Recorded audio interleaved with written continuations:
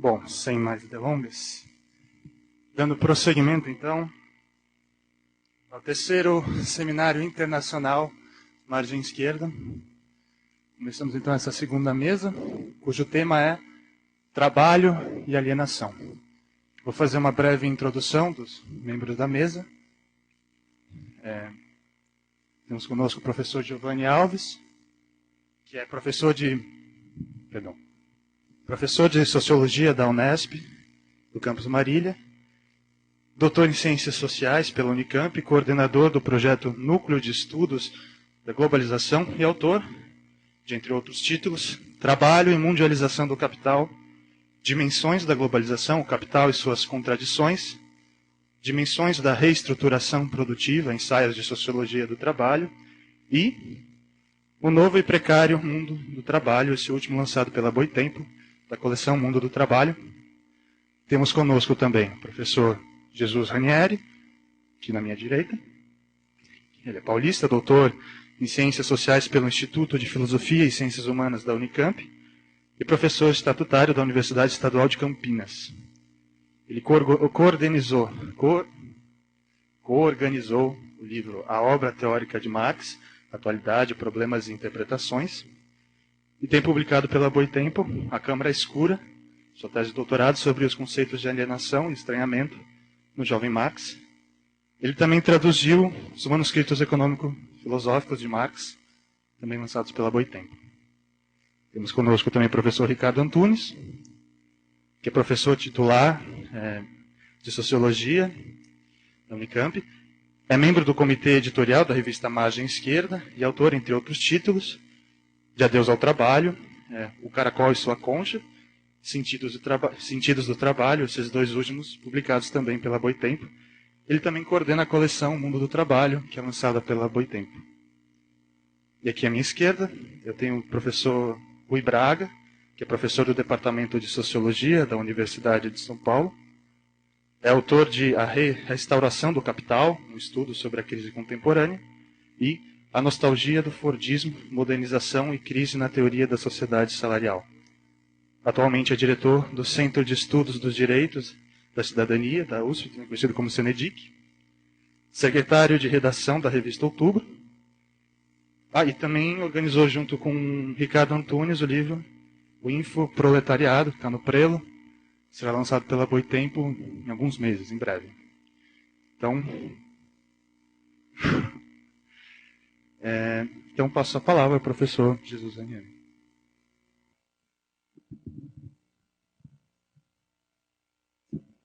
Descontar o tempo. Bom, eu peço desculpas para vocês, porque eu só sei fazer uma exposição de um tema, né, a partir da leitura dele. Né? Eu faço uma leitura do texto e, na medida em que vou lendo, eu vou fazendo comentários acerca do conteúdo, né, disso que está sendo exposto. Eu sei que é um pouco, talvez, maçante, né, mas, ao mesmo tempo, é a maneira que eu encontrei, né, a maneira que eu tenho de não perder o fio da meada, não é, daquilo que está sendo exposto. Não é? E aqui, o que eu queria dizer, né, quer dizer, com base aí nesse início, né, de debate, essa primeira exposição, é que, como a mesa é trabalho e alienação, eu tentei fazer aí o seguinte. Né?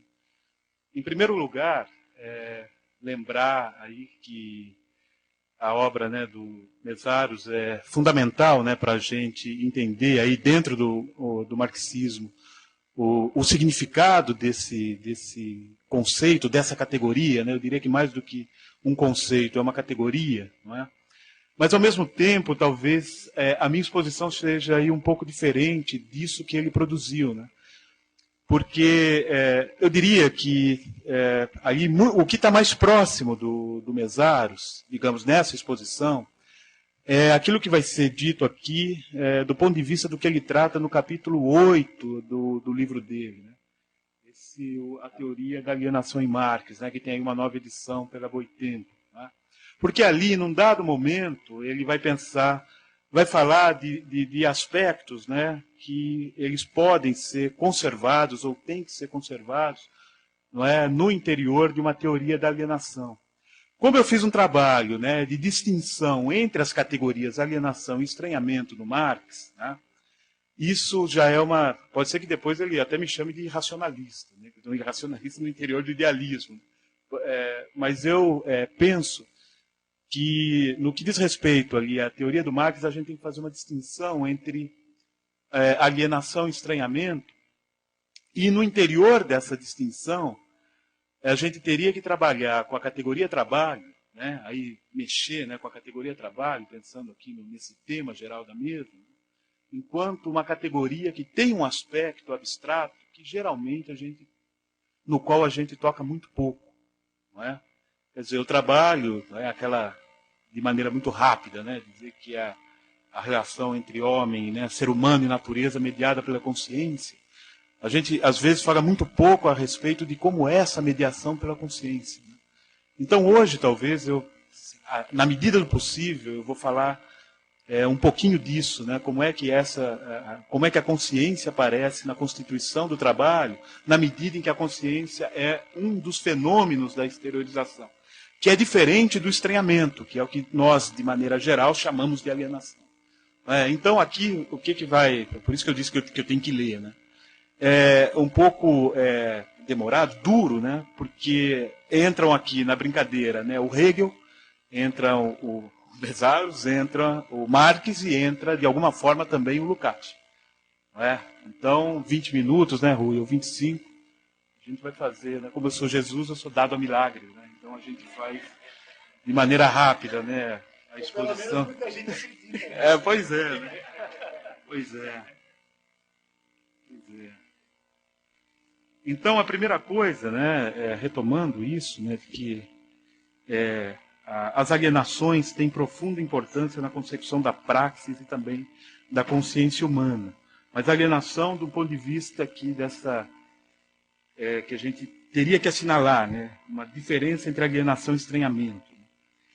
Então, assim, de maneira geral, o termo alienação é tratado pela bibliografia, né, remetendo quase sempre, invariavelmente, à negatividade de um Estado que teria uma necessária contrapartida positiva de emancipação, cujo alcance dependeria da supressão do estágio alienado, que é compreendido como aglutinador de duas categorias, né, de duas palavras em alemão, que são Entäußerung e Entfremdung. E eu diria que somente a primeira delas, né, tem um sentido positivo ou neutro, que é de exteriorização.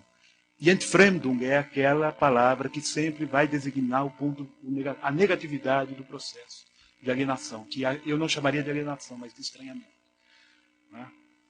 Rigorosamente, esses dois conceitos pertenceriam à esfera única, né, do ponto de vista dessa bibliografia, da caracterização da desigualdade social, posto que responsáveis pela determinação tanto material como espiritual da vida do homem sob o capitalismo. Agora, nós pensamos que, na reflexão levada e feita por Marx, esse pressuposto não é necessariamente verdadeiro, pois os referidos conceitos podem aparecer com conteúdos potencialmente distintos, na medida em que são distintos também do ponto de vista etimológico. Entäußerung tem um significado de remeter para fora, de extrusão, a passagem de um estado a outro qualitativamente diferente, despojamento, realização de uma ação de transferência. Então, nesse sentido, Entäußerung carrega o significado de exteriorização, que é um dos momentos da objetivação do homem que se realiza através do trabalho num produto de sua criação. E aí a primeira distinção, né, com relação ao modo como o professor Metávios irá trabalhar. Né? Em algum momento eu estou dizendo que exteriorização, sim, pode ser sinônimo de objetivação. Por outro lado, Entfremdung, que é o sentido, né, de estranhamento, né, a raiz, o fremd, tem o significado de real objeção social à realização humana, na medida em que, historicamente, veio a determinar o conteúdo das exteriorizações por meio tanto da apropriação do trabalho, como da determinação desta apropriação pelo surgimento da propriedade privada. Além disso, Entfremdung sempre remeteu a essa afirmação da negatividade também do ponto de vista histórico. Não é? Por exemplo, no significado presente, no alto-alemão médio dos séculos XII ao XV, que designava roubo de bens de outra pessoa, também um estado de estranhamento, aí podemos dizer de alienação mental, assim como no sentido moderno de confronto, né, uma desavença entre pessoas. Enfim, a unidade existente entre alienação e estranhamento na teoria de Marx, nós acreditamos, está associada não exatamente a uma mesma significação, mas à determinação de uma pelo outro. Né? As exteriorizações são determinadas pelos estranhamentos. Situação que é perfeitamente constatável na sociedade moderna, na vida contemporânea. Claro que aí, é óbvio, precisaríamos de uma teoria não puramente escolástica como essa, mas de investigação direta. E isso acontece, nós pensamos, né, essa formação da teoria do Marx, porque a trajetória seguida por ele está marcada pelo diálogo e pela interpretação, inicialmente, tanto do materialismo de Feuerbach, como do idealismo de Hegel. E é especialmente dela, né, desta trajetória, que devemos nos ocupar para empreender um estudo dos caminhos dessas influências no percurso que culmina em importantes obras posteriores, notadamente aquelas tidas como de efetiva crítica da economia política. E aqui, fundamentalmente, os Grundrisse e o Capital, cujo processo de elaboração não deixou de ser, ao nosso ver, um desenvolvimento sistemático de problemas enfrentados já nas reflexões de 1844, quando da redação dos manuscritos de Paris. Mas essa distinção, que eu chamo aqui de distinção categorial entre alienação e estranhamento, fica muito claro nos manuscritos econômico-filosóficos, os manuscritos de 44.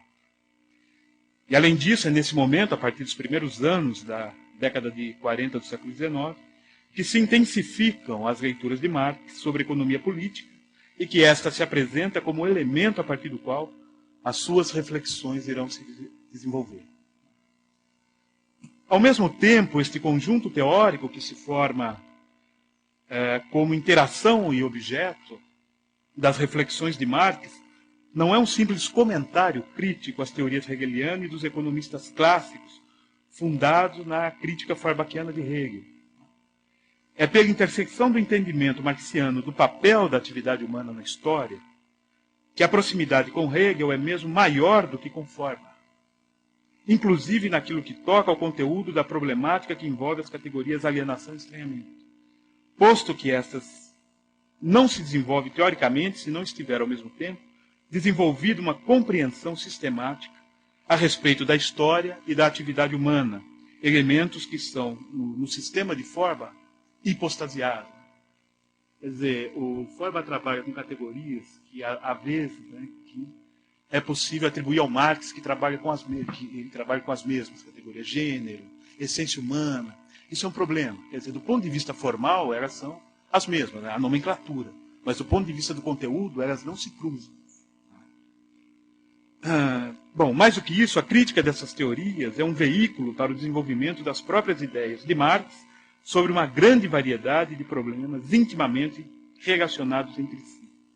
O que significa, em última instância, que é, pelo desenvolvimento do conceito, né, ou da categoria, né, trabalho. Por que é categoria? Né? Porque sem essa categoria o sistema do Marx não é compreendido, né, enquanto categoria teórica, mais do que um conceito, uma categoria. Pelo desenvolvimento, né, dessa categoria, mesmo do conceito de trabalho, e no entendimento de que, sob o capitalismo, ele se apresenta como trabalho estranhado, né, eu diria, ao invés de trabalho alienado, exteriorizado, que a percepção de Marx universaliza-se como um sistema de caráter aberto, que permite entender a gênese do pensamento e da atividade humana a partir da interação que estes mantêm com a natureza e de como essa interação sintetiza-se tanto na sociabilidade do natural como na progressiva autonomia da consciência em face dessa determinação. Então, partindo da pressuposição de que o trabalho é a base sobre a qual sedimenta o próprio universo da realização da atividade humana, deduz-se que não é? O objeto que é produto desta atividade é uma extensão objetiva, não é? De uma existência subjetiva, ou seja, ele é uma externação, o Marx dirá, né, nos manuscritos, oiserum, tá? Da capacidade humana para a consecução desta mesma atividade. Como resultado da atividade vital, né, o trabalho, o produto é aquela forma por meio da qual, o produto do trabalho é a forma por meio da qual a apropriação natural é uma apropriação humana, é uma objetivação da atividade do sujeito. O objeto do trabalho aparecendo como objetivação do próprio gênero, o gênero humano. Ao mesmo tempo em que aparece como relação histórica entre homem e natureza, o trabalho acaba por determinar também o conjunto da vida humana. Ou seja, como mediador, ele satisfaz necessidades, tornando o gênero humano, na sua apropriação da natureza, cada vez mais um gênero para si mesmo. E esse processo, em Marx, é uma obtenção multilateral, né, ou omnilateral, do que podemos chamar, do ponto de vista da nossa capacidade de abstrair, né, como sendo a capacidade para conceituar. E o conceito é um termo que, do ponto de vista da relação entre ciência e representação, pode aparecer como sendo o resultado das chamadas determinações da reflexão. Quer dizer, essa seria uma categoria fundamental para entender o lugar da consciência na concepção do trabalho. Não que o Marx venha usar essa categoria, ele não usa. O Lukács usa, e na tradução que o Carlos Nelson Coutinho faz, da ontologia, o capítulo sobre o Hegel, ele fala em determinações reflexivas. Né? E, na verdade, aí eu acho que determinações da reflexão tem é um pouco mais preciso, né? No sentido de que o entendimento é que a abstração, a consciência é capaz de determinar aquilo que é material. E não que a reflexividade, né? Ou que a determinação, aliás, que a determinação é sempre um fenômeno puramente reflexivo. Então é uma determinação da reflexão e não uma determinação reflexiva. Quer dizer, a diferença é grande aí. Na verdade, se tratam de reflexões que têm a capacidade de gerar determinações, não é? E não de determinações que são simplesmente refletivas. Na verdade, a opção de Marx está posta numa distinção bastante sutil, que é de separar a diversidade da oposição. A primeira toma o objeto como algo em si mesmo.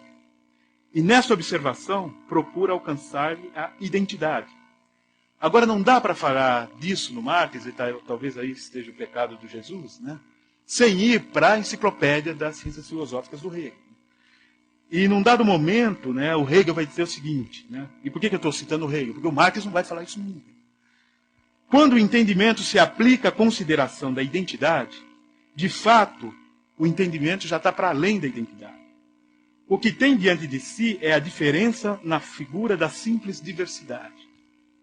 É que, se dizemos, conforme a suposta, diz o Hegel, né? Aquela maluquice, né, categorial dele. Se dizemos, conforme a suposta lei do pensar, da identidade, o mar é o mar, o ar é o ar e a lua é a lua, né? Esses objetos para nós contam como mutuamente indiferentes. E assim não é a identidade, mas a diferença que temos diante de nós. Porém, não ficamos nisso, em considerar as coisas simplesmente como diversas, mas as comparamos entre elas e desse modo obtemos as determinações da igualdade e da desigualdade. Ou seja, o Hegel parte da diversidade ele vai para a oposição, não é? Pensando no quê? Que é papel da filosofia saber como a consciência humana se apodera do mundo, e esse apoderar-se do mundo, né, faz com que o conhecimento nasça. Não é? Claro que ele está num nível extremamente abstrato, ele não é um materialista, não é? Mas nos ajuda, né, a tentar aí, minimamente, né, entender que há essa distinção entre diversidade e a oposição. Não é? A própria consciência, né, se você pensar na hominização, ao tomar o contato com a realidade, ela já separa, a partir das particularidades de cada objeto, não é? A diferença entre diversos objetos que compõem o seu ambiente e a sua existência. Qual é o papel do conhecimento ou o papel da filosofia? Mostrar que a nossa consciência é capaz de fazer isso. É por isso que o Hegel vai separar a representação de pensamento. Né? O pensamento tem que entender o que é a representação. Né? Portanto, da simples... Rui, quanto tempo? Portanto, né, da simples comparação entre objetos nasce o aporte da reflexão que gera aquilo que caracteriza as singularidades. Né? Nesse sentido, dirá o Hegel de novo, né, o idêntico como tal é, antes de tudo, o carente de determinação. Ou seja, não existe identidade se você não considerar a diferença entre os entes. Mas para que a singularidade exista como componente objetivo de um ente, é preciso que a oposição se apresente na forma que o diferente, em geral, não tenha frente a si somente um outro, mas o seu outro. Não é? Então é esse o sentido que começa no Hegel e que o Marx vai levar às últimas consequências, no sentido de mostrar que a contradição não é a contradição do gato não é cachorro, da mútua excludência, né? Mas de que o negativo compõe aquilo que compõe, que é o nosso cotidiano, né? E essa composição vai aparecer como contradição. É isso que ele vai, por exemplo, fazer no momento de averiguar o capital do ponto de vista do seu negativo, que é o trabalho.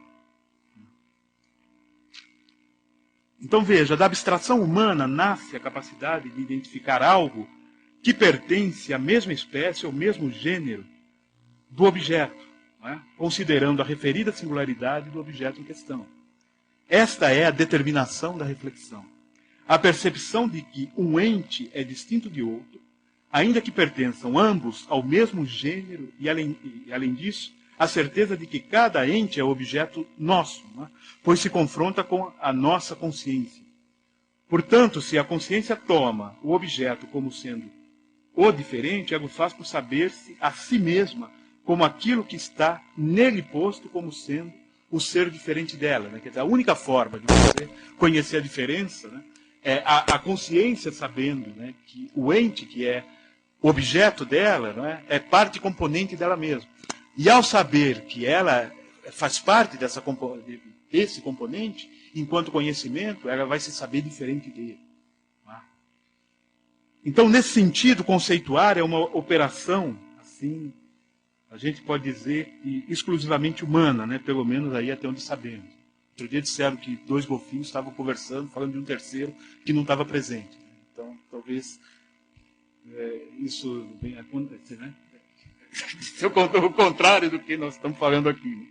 Agora, isso só é possível, claro, né, com o advento do trabalho, porque na relação estabelecida entre ser humano e natureza, a diferença entre aquilo que tem validade para a vida e aquilo que não o tem, funda a distinção no interior dos 2 elementos, homem e natureza, ser humano e natureza, para o resto da história da própria humanidade, uma vez que o valor é aquilo assentado por nós, mas que não existia antes de forma alguma na própria natureza. Então, na verdade, eu tenho mais para falar, mas eu fico preocupado com o tempo. 5 minutos. Tá. Então eu vou ler mais um parágrafo, e aí os outros 2 ou 3 eu me pagam. Né? É por isso que a categoria negação é tão importante na determinação da especificidade de qualquer ente. Né? Em outras palavras, o sentido da afirmativa hegeliana, que sugere que toda, hegeliana, e ela se reproduz no Marx, né, que toda determinação é sempre negação, teve fundamental importância para que o materialismo de Marx compreendesse o lugar da relação entre determinação e negação como aspecto central no desenvolvimento da gênese do trabalho. Esse princípio é inovador, né, e extremamente importante, no caso, em pauta, porque considera que a própria negação já garante que o elemento negado seja algo determinado, uma vez que o ato de negá-lo vai defini-lo assim. Né? Em outras palavras, algo se define precisamente pelo que ele não é. Né? E este não ser algo corresponde à especificidade do conteúdo daquilo que é alguma coisa. Né? Ao invés de tomar o conteúdo da negação como um jogo de soma zero, Hegel remete ao controle qualitativo o conteúdo dos elementos constituintes do ser. Se algo é, por exemplo, vermelho, para dar um exemplo rápido, né, ele o é por ser diferente do verde, do amarelo, do azul. Mas mais do que isso, ele se define não pela sua pura diferença do verde, do amarelo e do azul, o que o faria ser qualquer coisa, mas ele se define por ser não azul, não verde, não amarelo, né, que são cores que limitam o vermelho e nos faz saber, essas cores nos fazem saber o que o vermelho é. Tá? Da mesma forma que este último limita todos aqueles outros matizes. Ou seja, esse é o primeiro momento de uma determinação em geral. Não é pela negação daquilo que o outro é, pelas suas próprias características. Tá? Em primeiro lugar, quando uma coisa nega a outra, nesse sentido, o que temos é uma determinação em geral, e não uma só coisa determinada, que tem como conteúdo coisas identificadas a partir de seus elementos particulares e que se diferenciam do restante, do universo em função dessas suas características. Em segundo lugar, o que temos é a bipartição entre uma coisa e a outra negadora desta primeira, mas as duas coisas positivas. Porque aqui ninguém está ainda levando em consideração a sua racionalidade interna, mas somente considerando que elas existem. Tá? Em terceiro lugar, uma coisa se afirma porque nega a outra, tá? E ao negá-la vem afirmar a sua natureza intrínseca, deixando notar que ela não se restringe a um outro indeterminado que é delimitado pelo oponente. Tá? Onde que está? Um exemplo disso pode parecer, talvez por isso seja, aí agora eu acabo. Né? Um exemplo disso está no primeiro capítulo do Capital. Está presente no primeiro capítulo do Capital, quando Marx aplica o princípio da identidade e da não identidade à relação entre as formas relativa e equivalente das mercadorias. A relação geral do trabalho com o capital se reflete na manutenção universal do trabalho abstrato enquanto garantia da troca de equivalentes. E esta abstração se coloca não do ponto de vista do trabalho que qualifica as mercadorias segundo as suas propriedades ou o princípio de sua utilidade. Ou seja, não se trata da simples troca a partir da produção de excedente oriundo do trabalho concreto, que é um pressuposto que garante a vigência do valor de troca como um tempo de trabalho socialmente necessário em sociedades, inclusive distintas da capitalista. Não é? Mas o que o Marx está falando ali, não é do tempo de trabalho socialmente necessário como produção do valor. Não é? Então, há uma distinção que, como ponto de partida dessa questão da identidade e não identidade, na distinção que o Marx faz entre valor e valor de troca. A distinção é aparentemente pequena, né? Mas ela é pequena por ser conceitual, ela é uma distinção constitutiva. Né? E ela faz com que Marx diferencie, a partir das qualidades internas do novo modo de produção, as suas propriedades com relação a todos os sistemas socioeconômicos que vieram antes. Aliás, e aí para terminar, né, um exercício interessante seria acompanhar os escritos econômicos do Marx, anteriores ao Capital, e notar quais as distinções estabelecidas no desenvolvimento tanto dos estudos de economia política, quanto da redação dos textos que antecederam imediatamente o Capital, o lugar reservado, por exemplo, para as categorias valor, de troca e valor. É interessante, porque na medida em que os estudos de economia política vão progredindo, essa diferenciação no Marx, enquanto abstração, vão aparecendo também enquanto parte componente do real. Não é? Assim, o componente filosófico, né, mas nesse sentido, das categorias, aparece ali sem que o Marx diga isso. A gente teria que ir em outros autores para notar esse aparecer, esse momento de constituição da própria crítica da economia política. Obrigado e desculpe aí o mau jeito. Eu, na verdade, ia começar a minha exposição aqui com uma pequena digressão sobre a aparente simplicidade do tema trabalho e alienação, dado naturalmente a quantidade de debates que se foram promovidos em torno disso. E uma das minhas alegações de dificuldade é de que, se você volta ao jovem Marx, você vai descobrir uma dificuldade muito grande em termos conceituais, categoriais, etc. Mas depois da fala do Jesus, eu me limito apenas a fazer uma observação sobre uma segunda dificuldade, porque o Jesus já mostrou a complexidade que é, enfim, a constelação conceitual e tudo aquilo que se associa, que se vincula, que encontra-se associado a essa dimensão no Marx e no Hegel, enfim. Eu diria o seguinte: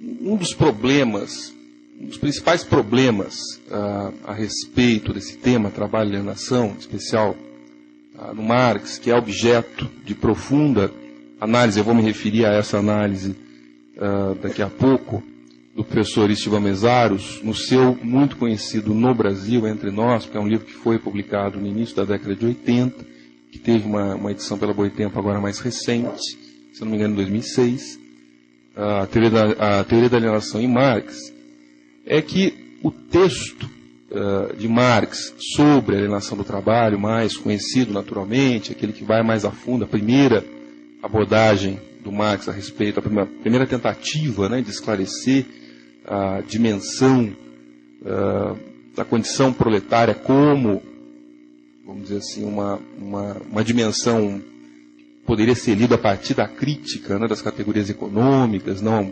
como a economia política fazia tradicionalmente. Ele é um texto que é o grande texto filosófico do século XX. Ele foi o texto mais debatido, mais amplamente discutido de filosofia no século XX. Foi um texto que mobilizou gigantes do pensamento já na década de 30, como é o caso, notadamente, de Lukács, imediatamente depois da publicação Marcuse. Antes ainda da Primeira Guerra, em 1933, Lefebvre fez a primeira tradução dos manuscritos para o francês, para uma língua estrangeira.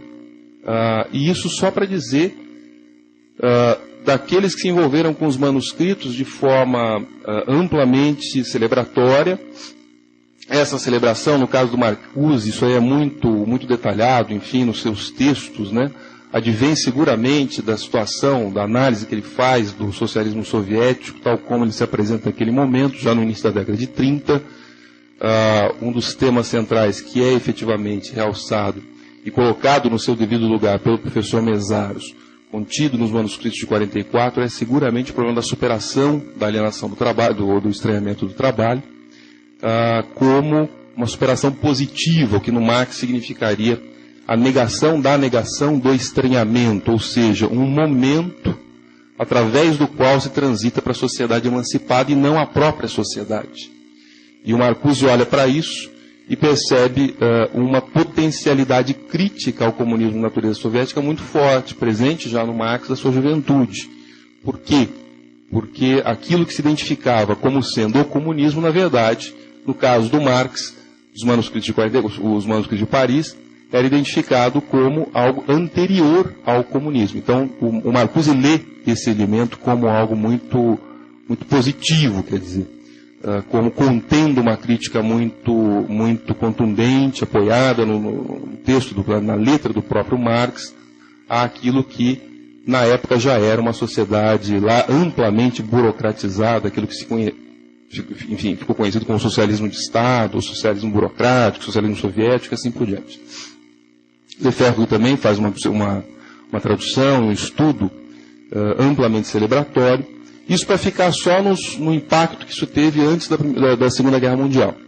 Isso sem contar que depois da Segunda Guerra Mundial existe toda imediatamente depois, os manuscritos seguramente foram fonte de amplo debate na França, foi o texto que aproximou e que em última instância consolida, não é isso? A transição de Sartre em direção ao marxismo, Merleau-Ponty da mesma maneira.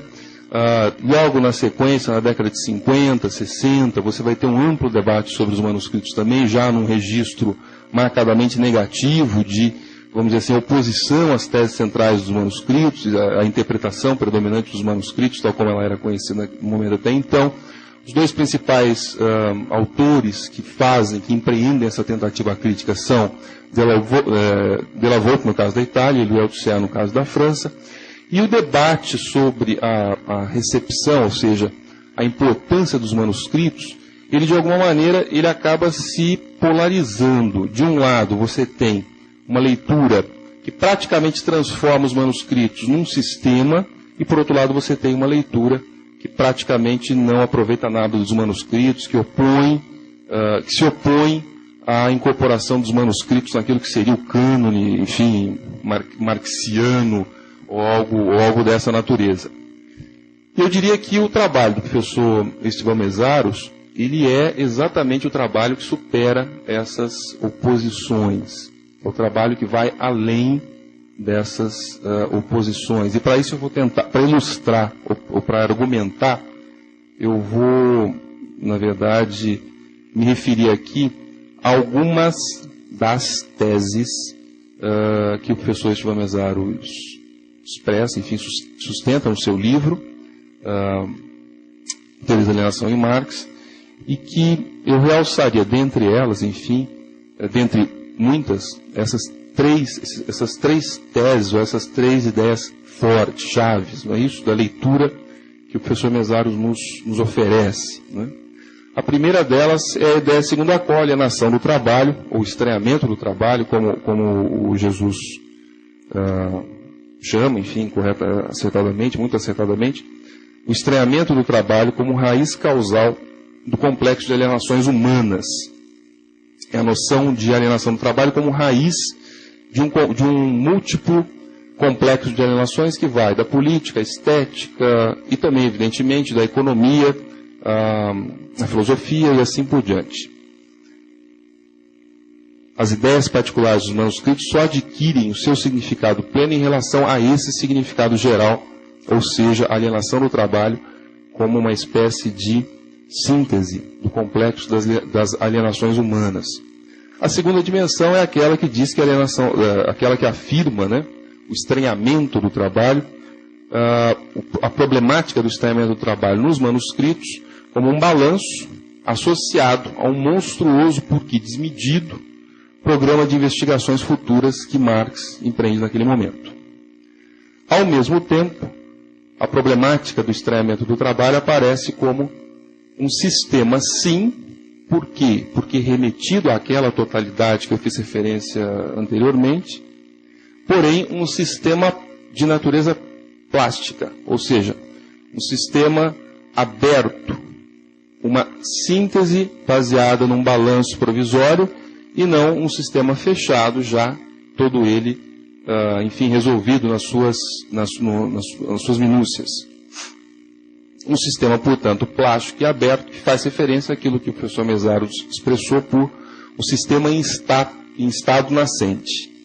A ideia de sistema em estado nascente, como eu disse, faz sim referência àquilo que nós poderíamos chamar, não é isso, de uma visão totalizante, porque dependente exatamente dessa primeira aquisição fundamental, que é a ideia de estranhamento do trabalho como fonte do conjunto complexo dos demais estranhamentos, porém, faz referência também ao nascente, ou seja, a ideia de que é uma síntese, a alienação do trabalho, ou o estranhamento do trabalho, não pode se confundir com uma síntese prematura do Marx em 44.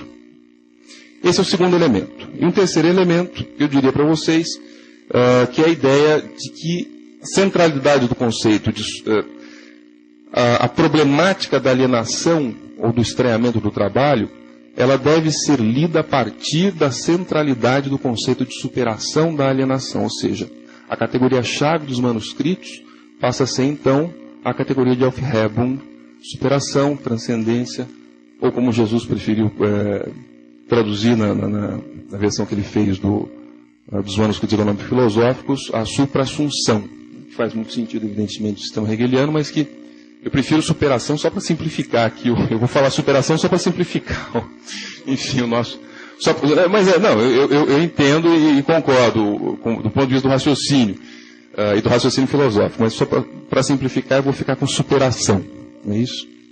Mas, então, para ilustrar um pouco isso que eu estou chamando aqui a atenção, quer dizer, na página 65 da Teoria da Alienação em Marx, o professor Mezzaro vai dizer: assim, a novidade histórica da teoria da alienação de Marx com relação às concepções de seus antecessores pode ser resumida preliminarmente da seguinte maneira. E eu vou pular aqui algumas partes e vou direto ao ponto, né? Seu ponto de vista não é o de uma parcialidade utópica, mas a universalidade do ponto de vista do trabalho adotado criticamente.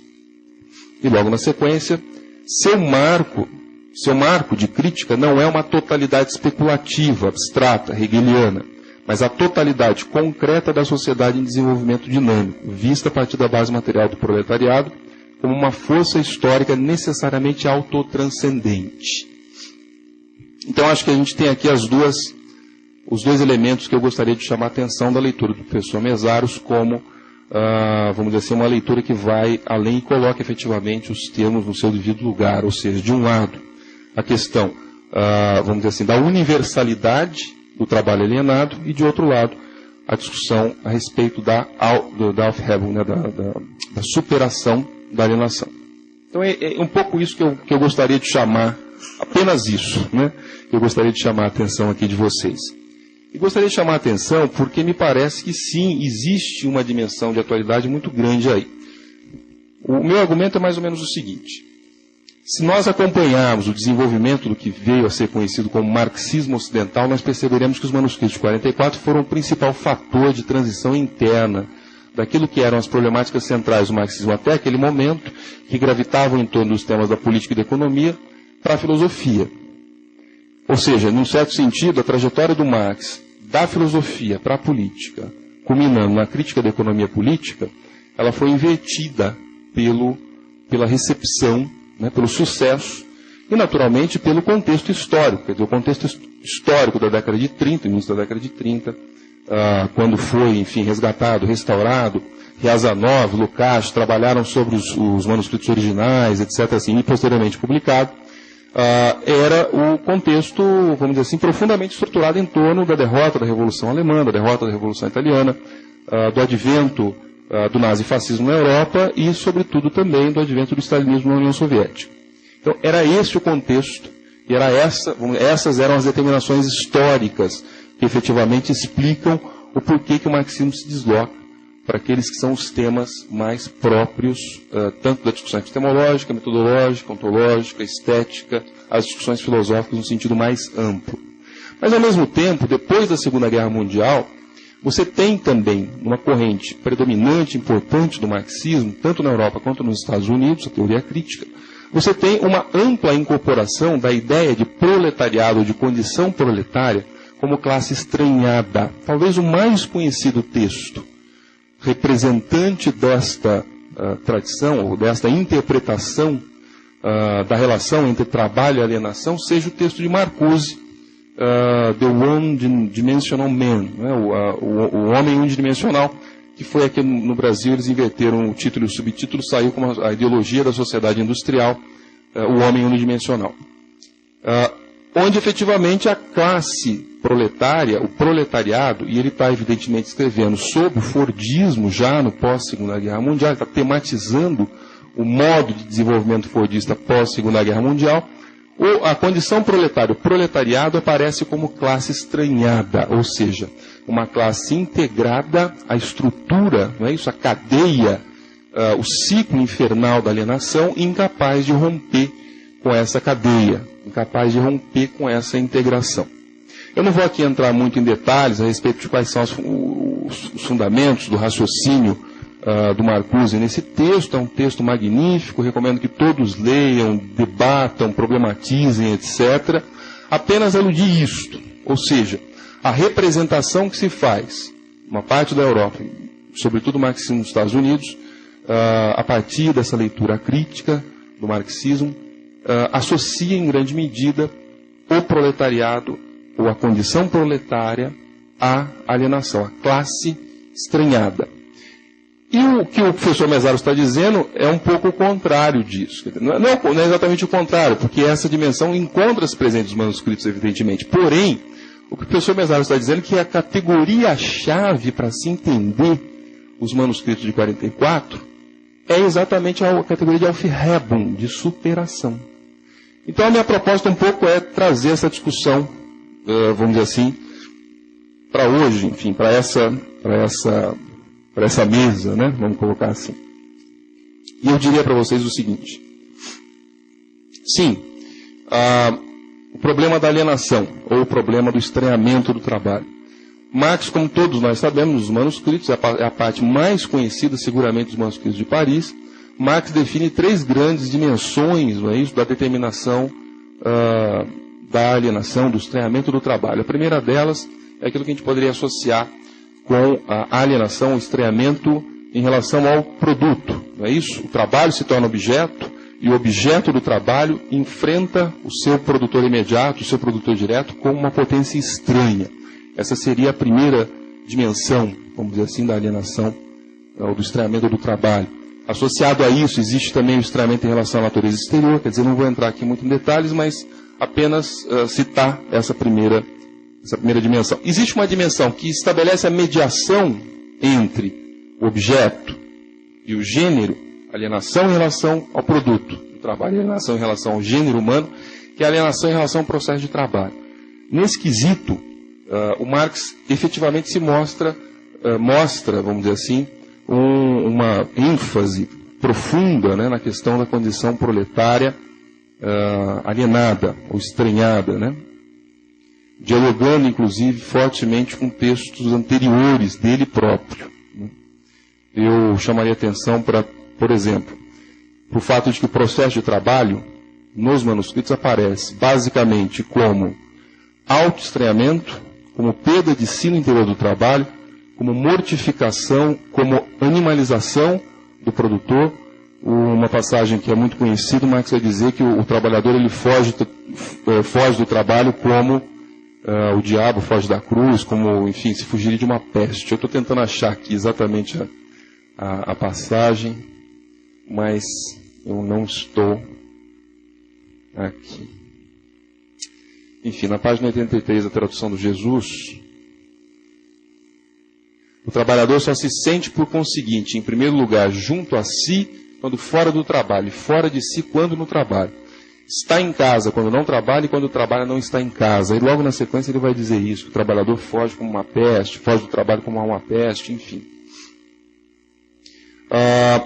E finalmente, vamos dizer, essa é a mediação entre a alienação do produto, do trabalho, do objeto, e a alienação do gênero, que também aparece com muita contundência, caracterizando, por assim dizer, ou coroando aquilo que seria a condição proletária como classe estranhada, né? O Marx vai dizer que a vida produtiva aparece apenas como satisfação de uma carência, né? Isso, na verdade, o processo de trabalho ele é apenas um meio para se satisfazer uma carência toda ela contida na necessidade de manutenção da existência física. E na produção do mundo objetivo, o homem se conforma como ser genérico, ou seja, quando arranca do homem o objeto de sua produção, o trabalho alienado, o trabalho estranhado, arranca-lhe sua vida genérica, sua efetiva objetividade genérica. E aí ele lista o que significa efetivamente, explica, né? O que significa arrancar do homem sua vida genérica. Significa basicamente que o trabalho estranhado arranca do homem seu corpo, o trabalho estranhado arranca do homem a natureza exterior, o trabalho alienado arranca do homem sua essência espiritual. Então é realmente um processo de despossessão radical. Quer dizer, o trabalho estranhado arranca do homem as suas determinações humanas. Não é isso? E aí nos colocamos o problema da Aufhebung, ou seja, se o trabalho estranhado arranca do homem todas essas dimensões que fazem do homem humano, como compreender a Aufhebung, ou seja, como compreender a superação do estranhamento do trabalho. Essa é a questão, enfim, que os manuscritos levantam, efetivamente. Ou seja, como compreender a negação da negação, a superação positiva do estranhamento. O Marx, vamos dizer assim, ele na verdade, a partir de uma série de problematizações, incorporações, elaborações, críticas, em especial, apoiando-se em grande medida nos trabalhos de Fromm a respeito da alienação religiosa e do paralelo com o humanismo e com o ateísmo, o Marx vai dizer, e esse é um aspecto que talvez as pessoas não saibam, mas nos manuscritos de 44 que o Marx, pela primeira vez, se diz comunista. Não de um tipo especial de comunismo, mas é a primeira vez onde ele afirma isso, né, categoricamente. Até então ele nunca havia se colocado, enfim, como comunista. Nos manuscritos ele diz. Obrigado. Ele diz exatamente isso. E eu diria, né, bom, esta Aufhebung, ela é pensada em termos abstratos. Ou seja, a relação entre, de um lado, a condição proletária Isso que o professor Mesaro chama, não é isso? De universalidade do ponto de vista do trabalho, adotado criticamente.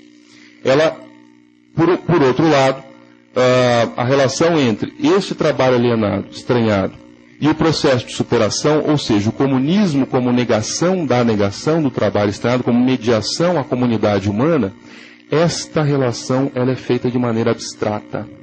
E ela é feita de maneira abstrata, por quê? Porque faz parte de um processo, sim, de desenvolvimento e amadurecimento das categorias, como o professor Mesaros coloca, ele chama, né, de um sistema em estado nascente, diz respeito a essa dimensão plástica, portanto, não definitiva, uma síntese, vamos dizer assim, não definitiva, um balanço mais do que propriamente uma síntese da sua evolução teórico-política, conceitual. Até então, até aquele momento, representa claramente um evidente progresso em relação, por exemplo, aos textos anais franco-alemães, enfim, que também são publicados em 44, mas escritos no segundo semestre de 43, quando ele ainda morava na Alemanha, quando estava em Kreuznach. Mas, principalmente, esse elemento abstrato, ele bloqueia a compreensão de, afinal de contas, quais são os instrumentos reais do processo de desalienação, ou seja, do processo de superação da cadeia infernal dessas alienações. Porém, e como o próprio professor Mesaros cita aqui nessa passagem que eu disse para vocês, quer dizer, o marco da crítica não é a totalidade especulativa abstrata, mas a totalidade concreta da sociedade em desenvolvimento dinâmico, vista a partir da base material do proletariado como uma força histórica necessariamente autotranscendente, ou seja, universal.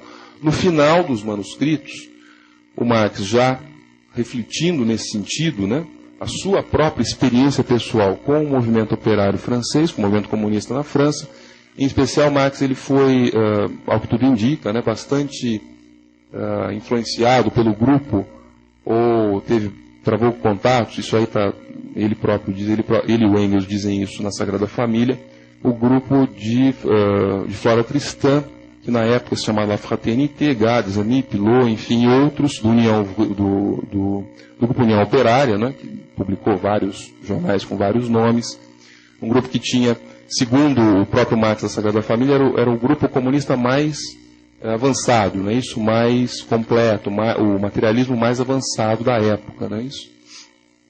No final dos manuscritos, eu vou ler aqui uma passagem e faço as minhas considerações finais, ele vai dizer: quando os artesãos comunistas se unem, vale para eles, antes de mais nada, como finalidade a doutrina, propaganda, etc. Mas, ao mesmo tempo, eles se apropriam dessa maneira de uma nova carência, carência de sociedade.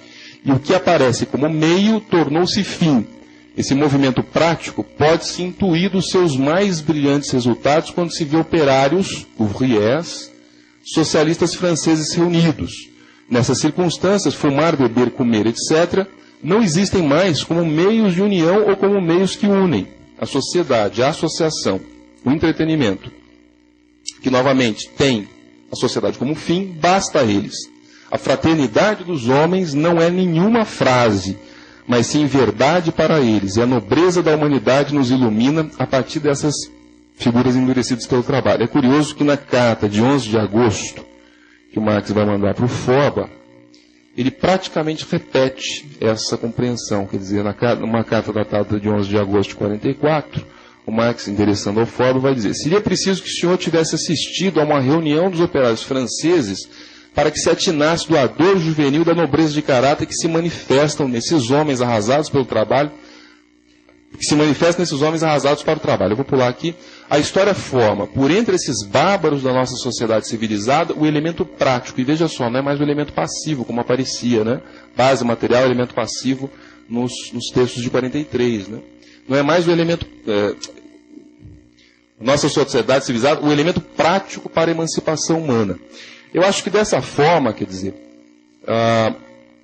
o trajeto e essa problematização conceitual que nós encontramos no Marx, nos manuscritos de Paris, corroboram exatamente esse elemento, ou seja, um momento, um ponto de partida que é um ponto de partida de um verdadeiro gigante do pensamento, e que configura exatamente aquilo que o professor Mesaro chamou de um sistema em estado nascente, ou seja, plástico aberto, que tem essas categorias de, ao mesmo tempo, vamos dizer assim, tomar a totalidade concreta de uma determinada situação, intuir, desenvolver, aprofundar, elaborar essa totalidade concreta da condição proletária, e ao mesmo tempo apontar, ainda que de maneira abstrata, para a sua superação, ou seja, para a superação dessa dimensão da alienação.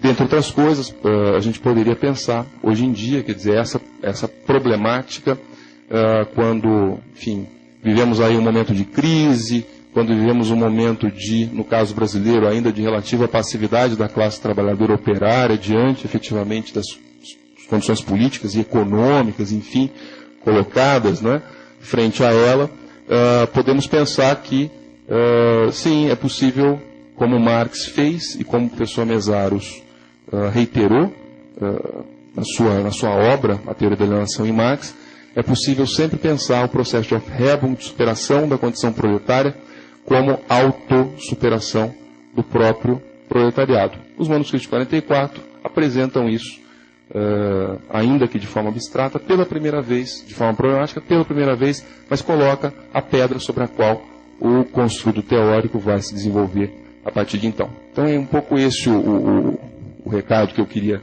dar aqui para vocês, muito rapidamente. Desculpa por eu ter ultrapassado o tempo. Obrigado. Bom, gente, boa noite a todos, a todas. Para mim é uma satisfação estar na mesa com o Ricardo, Jesus, Rui. Agradeço o convite da organização do evento Seminário Margem Esquerda, a Ivana. Enfim, eu penso que hoje o problema fundamental do nosso tempo é o problema do estranhamento, né? Eu diria que qualquer perspectiva de crítica do capital tem que partir de uma compreensão radical deste fenômeno, que é o fenômeno do estranhamento, que cada vez mais ele se reitera na medida em que este sistema, o sistema mundial do capital, ele explicita suas contradições. Eu diria que nós estamos no século XXI e no decorrer dessas décadas o que nós percebemos é de crise após crise. Nós até podemos reconhecer a capacidade do sistema administrar as crises, como essa, que inclusive hoje mesmo estava vindo para cá, e o ministro da Fazenda, Guido Mantega, estava falando que essa crise já foi superada. Mas mesmo que nós reconheçamos a capacidade do sistema administrar as crises da economia capitalista, nós temos que reconhecer isso de forma irrefutável, que você tem um acúmulo neste processo todo, inclusive nas últimas décadas, de um processo ampliado e intensivo de desumanidade. Porque crise após crise, o sistema reitera as suas candentes contradições, que são explícitas pela constituição hoje ampla e intensa, mais do que nunca, do novo e precário mundo do trabalho. Eu diria que a crítica do capital, ela tem que partir deste ponto. Não pode mais ser meramente uma crítica econômica, economicista. Cada vez mais se esgota a capacidade do capital, de um certo modo, de mostrar a sua capacidade de levar adiante a civilização, este processo civilizatório. É por isso que eu penso que o problema do estranhamento é o problema do século XXI. Eu, de um certo modo, considero a republicação, a nova edição do livro Marx e a Teoria da Alienação, pela editora Boitempo, um dos grandes eventos editoriais dos últimos tempos, porque coloca, um livro do professor Mesaros, coloca entre nós um tema que eu diria que tem que ser passível de investigação. Não apenas nós reiterarmos o que Marx colocou, é claro, nos manuscritos de Paris, de 1844, eu acho que de lá para cá o sistema do capital, ele se desenvolveu de uma forma ampliada, Tem que ser desenvolvido novas formas de estranhamento, tem que ser investigado, inclusive com pesquisa empírica. né? Eu diria que nós estamos hoje num mundo que carece de investigação crítica, de investigação radical. Eu diria que a sociologia está carente disso, a história, a antropologia, a psicologia, numa perspectiva de crítica do estranhamento, né? É por isso que eu acho que esses textos clássicos, eles dão a base para a investigação. Mas nós sabemos, mais do que nunca, e o próprio Lukács reconhecia isso, que Marx, apesar de necessário, é insuficiente para que nós possamos compreender as tarefas históricas da emancipação social do trabalho, né? E eu penso que a leitura dos manuscritos ela é o ponto de partida para colocar elementos, eu diria, fundamentais.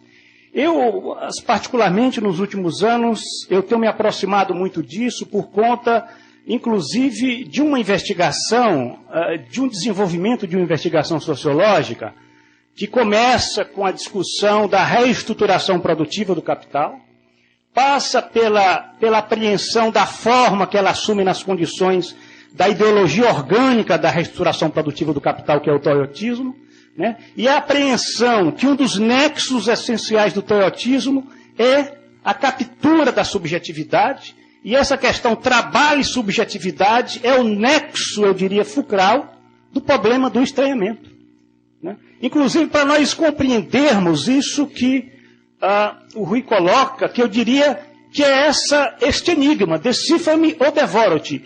Como nós podemos ter, nestas condições do século XXI, a superação positiva do estranhamento?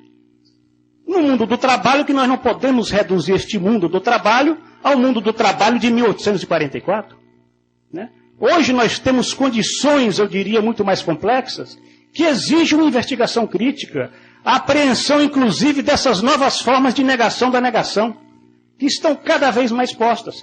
Porque o capital, por mais que ele queira, ele não consegue ocultar esta contradição viva, que é a sua incapacidade de realizar o desenvolvimento humano, né?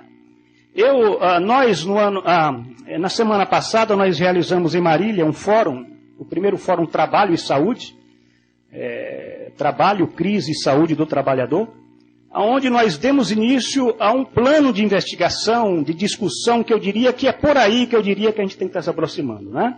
Hoje, cada vez mais, nós temos dados estatísticos, de fato, de que o mundo do trabalho, né, ele é um mundo adoecido, doente, né?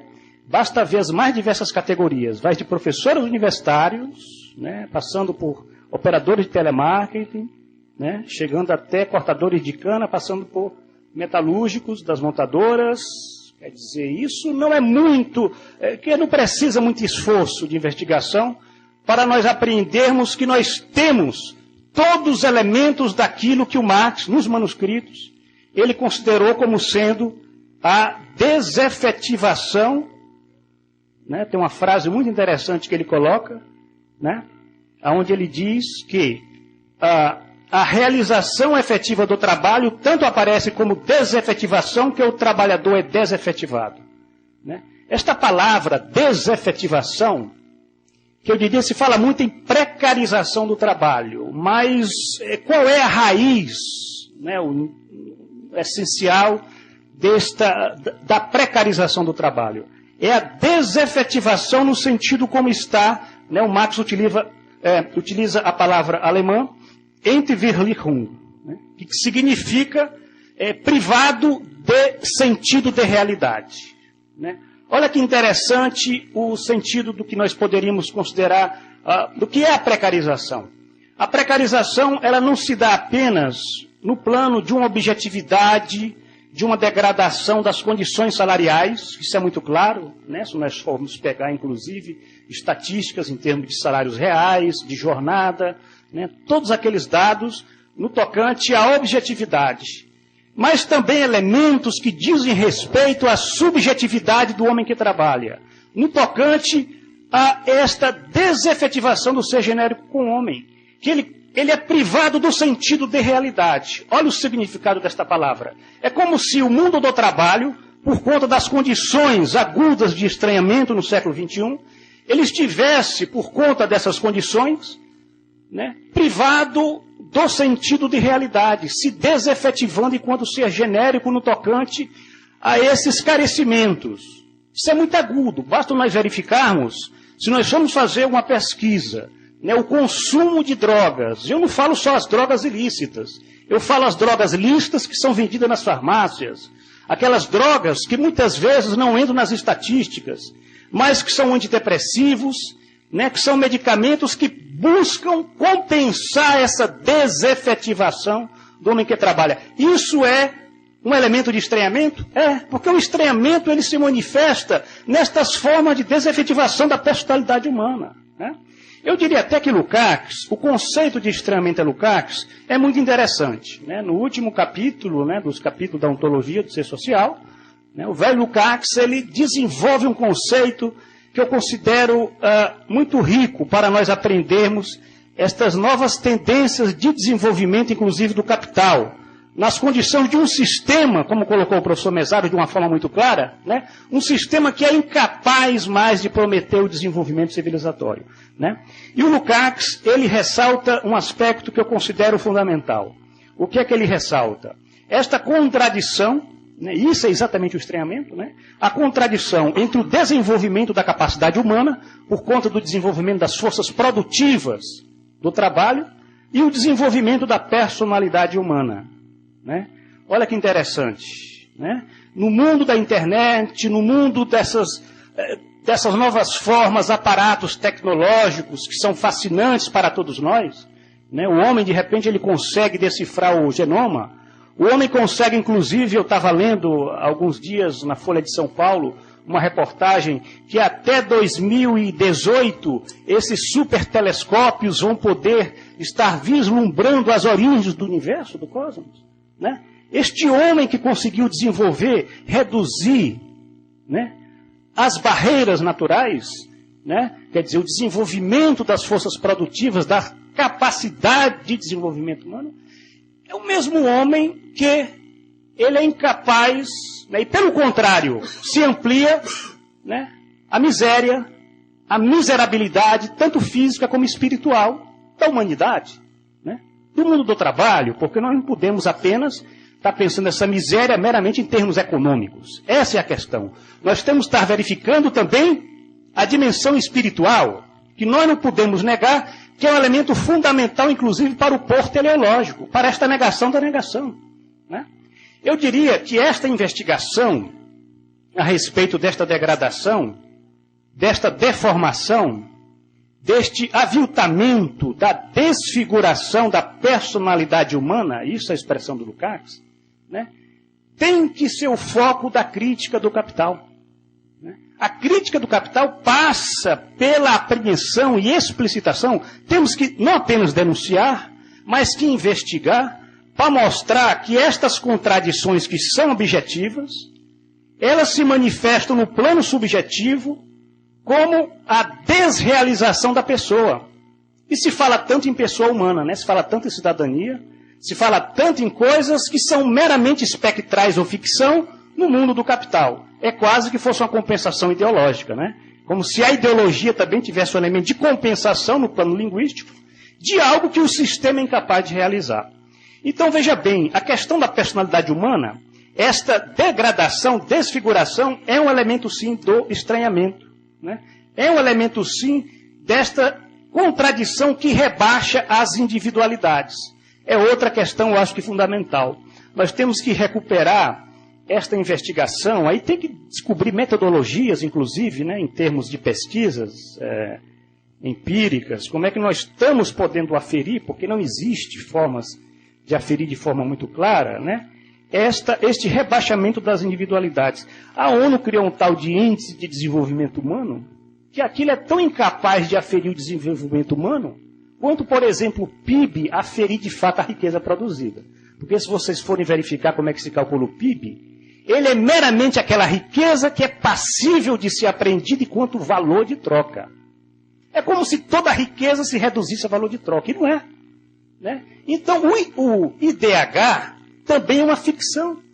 É uma ficção porque se nós formos fazer uma mudança, inclusive estatística, incorporarmos outros indicadores, né, outros elementos, Na verdade, nós iríamos ver, né, até pensando naquela cena do Matrix, né, ele mostra como é que, olha, esse é o mundo que você vê, mas esse é o mundo real, certo? Nós iríamos ver de fato, né, como esse mundo do capital é aquela imagem, né, que foi mostrada para o Neo, lá, em termos de degradação, de rebaixamento das individualidades, né?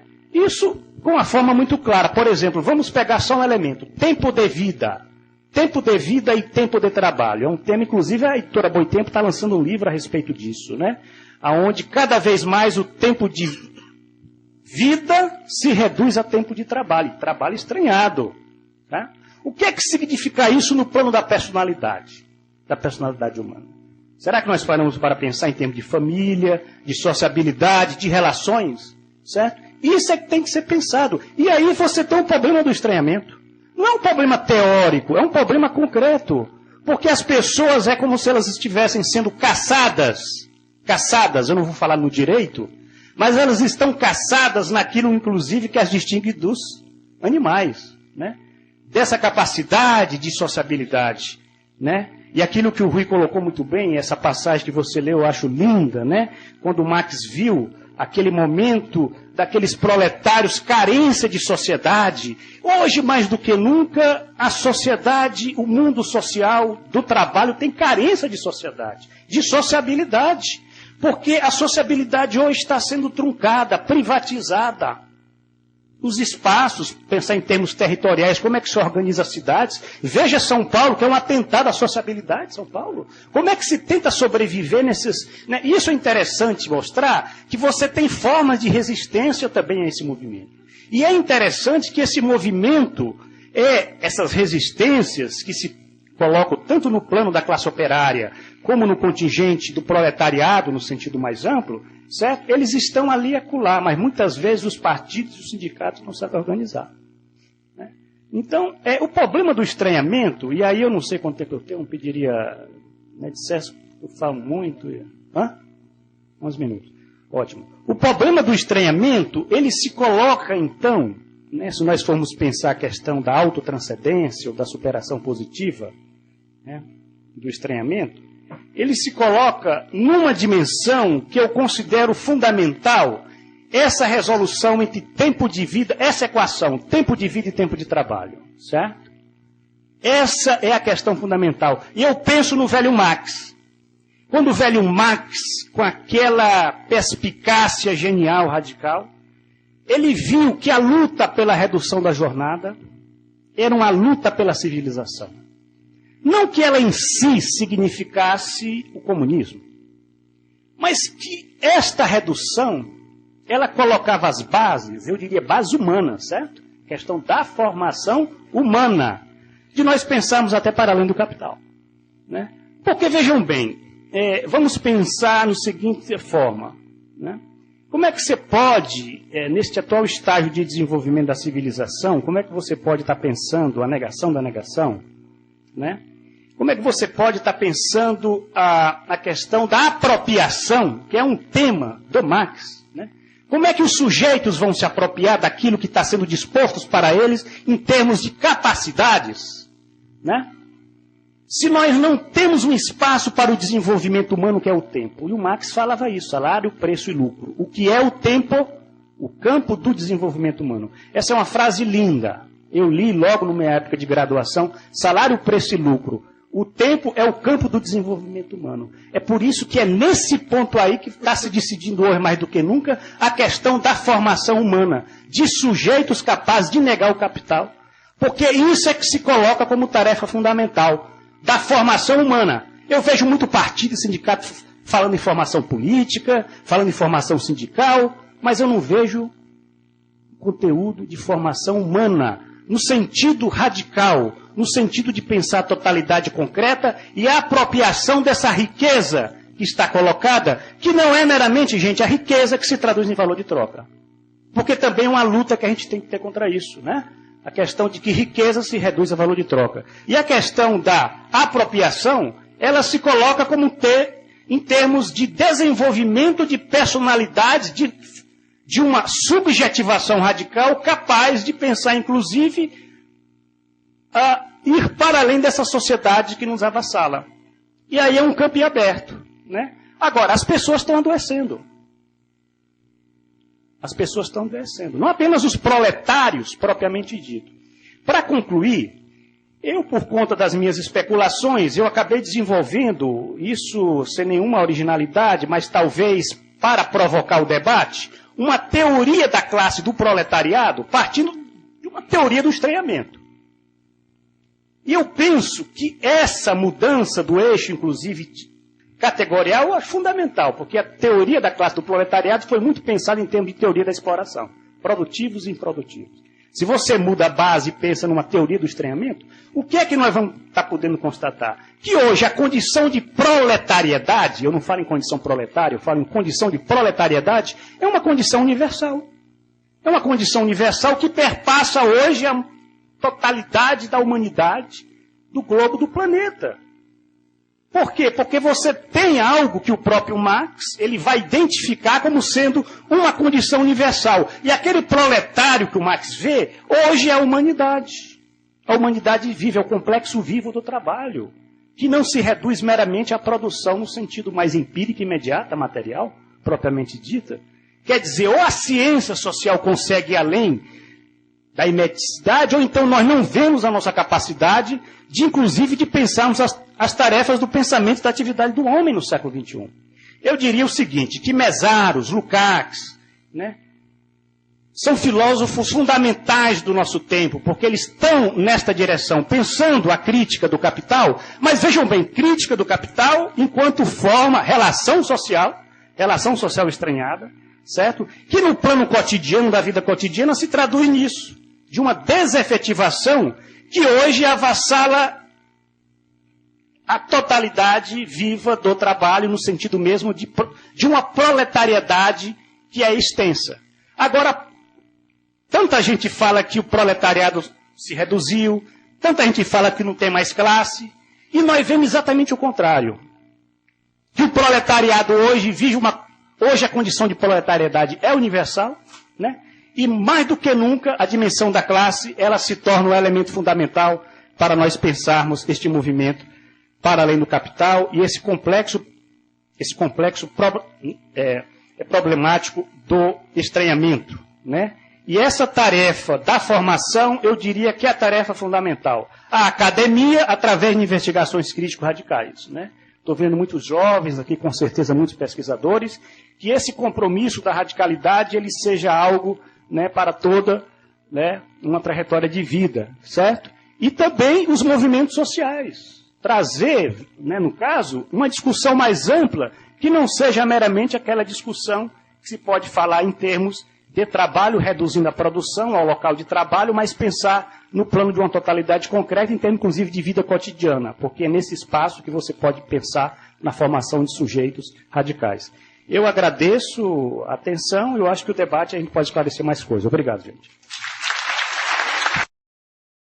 Boa noite. É um prazer muito especial estar aqui neste seminário que discute temas que são cruciais a partir da obra do Estiva Mesaros.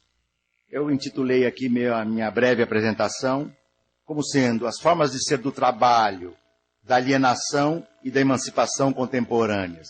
Notas a propósito do Seminário Internacional Estiva Mesaros. Estiva Mesaros é o mais importante herdeiro intelectual do filósofo húngaro Lukács e um dos mais importantes pensadores marxistas da atualidade. Ele publicou seu excepcional estudo, A Teoria da Alienação, em Marx, em 1970. Desde logo, o livro tornou-se referência obrigatória para os interessados em melhor compreender um tema crucial do nosso tempo, a problemática da alienação, ou, se quisermos, os modos de ser do estranhamento. Mesaros mergulhou corajosamente nos escritos fundamentais de Marx para, de modo ontologicamente criativo e original, recuperar a riqueza, densidade e complexidade da temática. Sua desenvoltura em relação a este autor, a Marx, e seus diálogos com o pensamento clássico e contemporâneo antecipavam, em 1970, o domínio enciclopédico e a radicalidade estonteante do pensador marxista húngaro, então radicado na Inglaterra. Seu impacto foi imediato. O livro lhe permitiu vencer o meritório prêmio Isaac Deutscher, na Inglaterra, e ver sua publicação tornar-se leitura obrigatória, até a última contabilização que eu fiz, em 15 países e em 12 línguas diferentes. A obra de Silva Mesaros, como sabemos, né, desde este livro, para não falar dos anteriores, até hoje, é vasta. Ele é responsável por uma recuperação do que ele mesmo denominou como sendo, não tratando da sua obra, mas da sua vertente, né, analítica, como uma ontologia singularmente humana a partir do trabalho. A minha indicação aqui, então, vai no sentido de mencionar 3 pontos, né, e eu diria, sob enorme influência deste autor que nós estamos discutindo hoje, né. A primeira nota eu chamaria do pêndulo do trabalho. O trabalho frequentemente foi concebido na história do pensamento ocidental, se formos pensar só no pensamento ocidental, de modo pendular e frequentemente unilateral. Ora trabalho era sofrimento, ora trabalho era felicidade, ora trabalho era servidão, ora trabalho era emancipação. Ora o trabalho era entendido como ato vital, ora o trabalho era concebido como expressão de sujeição. Se fôssemos lembrar, não é, 2 obras emblemáticas, né, do mundo grego, Hesíodo dizia, na sua ode, não é, os trabalhos e os dias, uma ode ao trabalho, que o trabalho desonra nenhuma, o ócio desonra é. Ésquilo, em Prometeu Acorrentado, não é, na linhagem da concepção prometeica de trabalho, dizia que quem vive do seu trabalho não deve ambicionar, isso é entre aspas, aliança nem do rico efeminado, nem do nobre orgulhoso. E, digamos assim, né, num outro polo, o trabalho era associado à sua origem latina de tripaliare, de tripalium, conhecido instrumento de tortura, né, que fazia com que o sofrimento fosse a primeira expressão direta ao se pensar no tema do trabalho. E esta, digamos assim, visão que eu chamei, né, do pêndulo do trabalho, né, avança pela história. Santo Tomás de Aquino, por exemplo, né, exasperando a concepção cristã, via no trabalho o caminho terreno garantido para o mundo celestial. E mesmo a concepção calvinista e protestante de trabalho, né, enfatizou não só o trabalho como caminho, né, para a assunção, para o mundo celestial, mas também para a felicidade terrena. Weber, inclusive, preservou, de certo modo, essa visão unilateral do trabalho ao exacerbar e ao, digamos assim, reconhecer esta ética positiva decorrente do trabalho, né, típica de uma sociedade, né, que via nascer o mundo da mercadoria. Foi, na verdade, Hegel, nessa indicação muito breve, foi, na verdade, Hegel, né, quem, na fenomenologia do espírito, talvez com mais acuidade, tenha percebido que na dialética, né, entre o senhor e o escravo, o seu servo, um só se realiza por meio do outro. E nesta sua dialética do senhor e do escravo, ele vai mostrar que o senhor só se torna para si por meio da mediação, portanto, do seu servo. No plano literário, talvez Tolstói tenha sido quem, no seu O Senhor e o Servo, né, melhor retratou isso. Um senhor latifundiário russo vai fazer uma viagem com seu trenó para uma região e, antevendo o risco de mudanças climáticas abruptas, ele chama o seu servo para acompanhá-lo. Essa viagem se transforma, uma viagem corriqueira que ele fazia, conhecendo cada árvore, cada passo da sua estrada.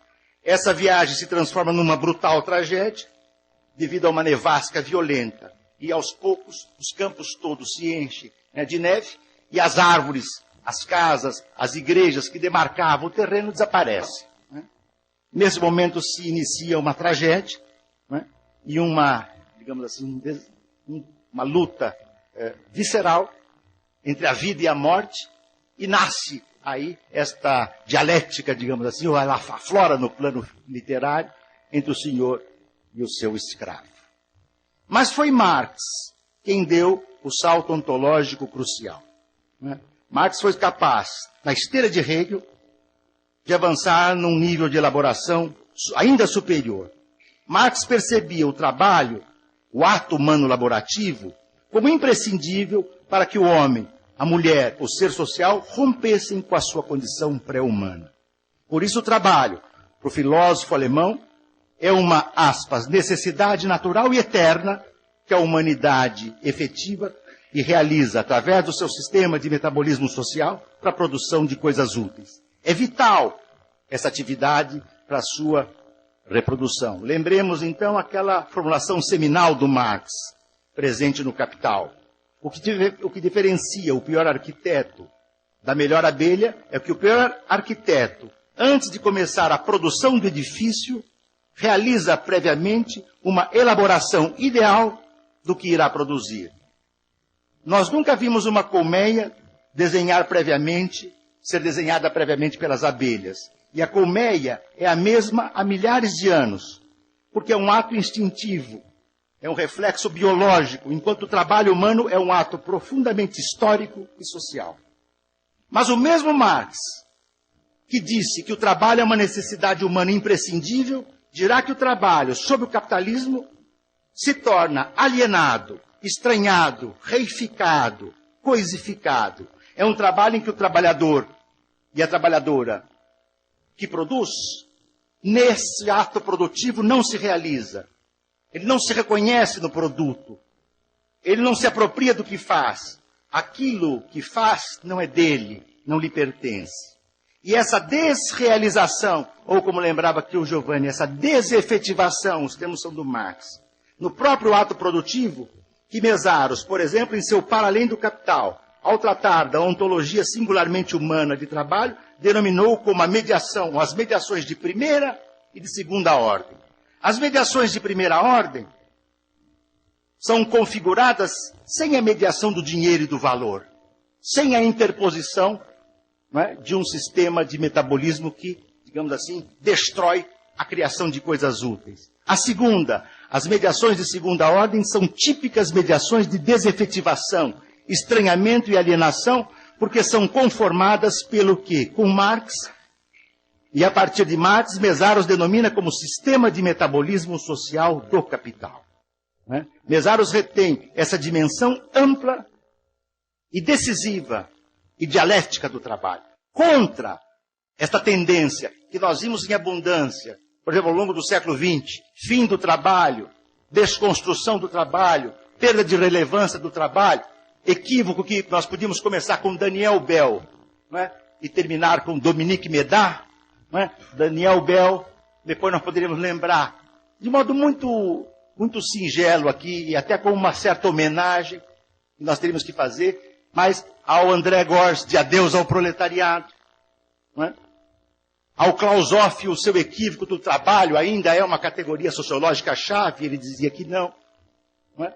A Jeremy Rifkin nos Estados Unidos, a Dominique Méda no trabalho, um valor em vias de desaparição, até o equívoco maior, não é, que foi o cometido por Habermas, na sua desconstrução do trabalho, ao operar uma disjunção, analiticamente, sem nenhuma base ontológica entre sistema e mundo da vida. Quando você realiza uma operação epistemológica desse tipo, e o sistema e o mundo da vida são seccionados, a partir daí os equívocos são completos, e o maior que o Habermas cometeu neste capítulo foi ter dado fim ao sentido estruturante do trabalho. E ter imaginado num sentido estruturante, né, da esfera intersubjetiva e comunicacional, que fez um sucesso tão enorme que talvez esteja da razão inversa da capacidade que ele teve de conseguir entender o mundo atual. Não é?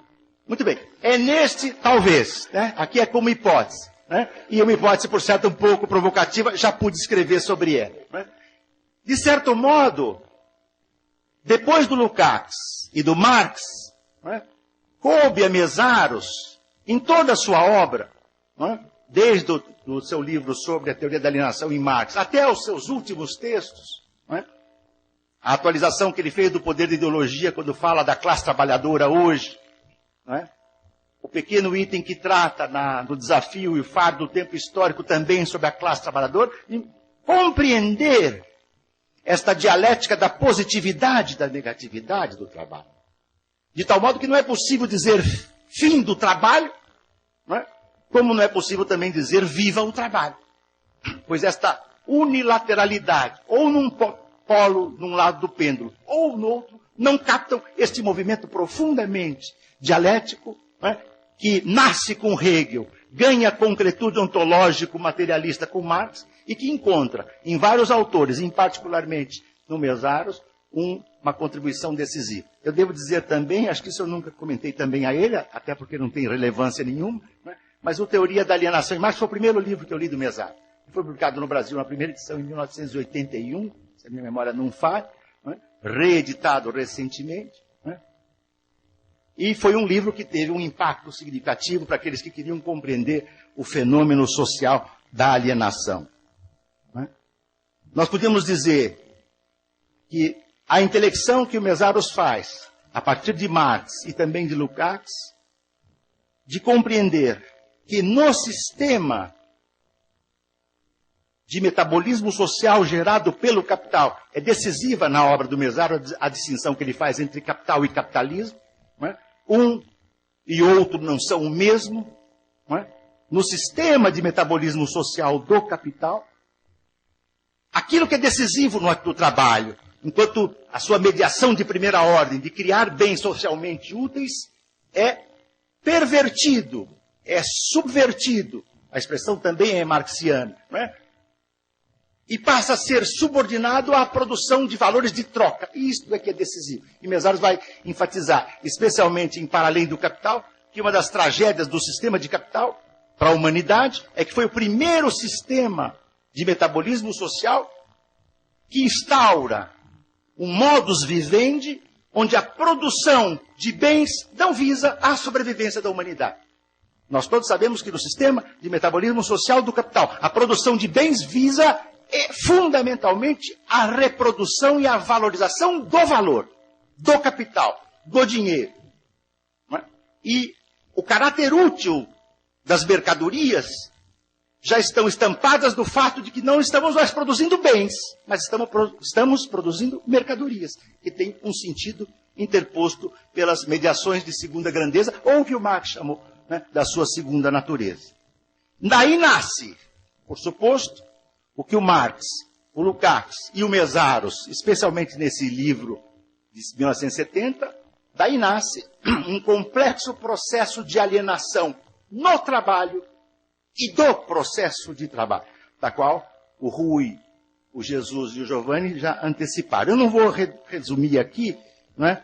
Os quatro, viu, Rui, são 4 momentos constitutivos da teoria da alienação do Marx. Não é? A alienação em relação ao produto do trabalho, que estampa uma alienação presente na própria atividade produtiva, e esta alienação, ou esta desefetivação na própria atividade produtiva, expressa um não reconhecimento, terceiro momento, da individualidade que o faz, que não se vê, quarto momento, como parte constitutiva do gênero humano. Esta é a teoria, digamos, da alienação ou do estranhamento, e o Mésaros está atento, não é? Como todos nós sabemos aqui, não é? Na distinção que ele faz, especialmente na nota de rodapé, entre a ênfase que o Marx dá ao Entfremdung, não é? O sentido do estranho que se volta contra o seu criador, e do Entäußerung, que tem uma dimensão, digamos assim, dita aqui de modo breve, que mais se aproxima da exteriorização. Muito bem. Em O Capital, e esse é um outro traço muito importante do livro do Mésaros, ele é demolidor com relação às teses, que eram muito fortes à sua época, não é? Da sua publicação, do jovem Marx, que fazia ideologia, e o velho Marx, que faria ciência. Ele é demolidor. Ele vai mostrar que na obra de juventude do Marx, não é? Você tem os fundamentos ontológicos, e que em O Capital e nos Grundrisse, esta obra, a sua teoria da alienação ou do estranhamento, ganha, por exemplo, nas excepcionais considerações sobre o fetichismo da mercadoria presentes no Capital, ou da coisificação e reificação presentes nos Grundrisse, mais adensamento ontológico.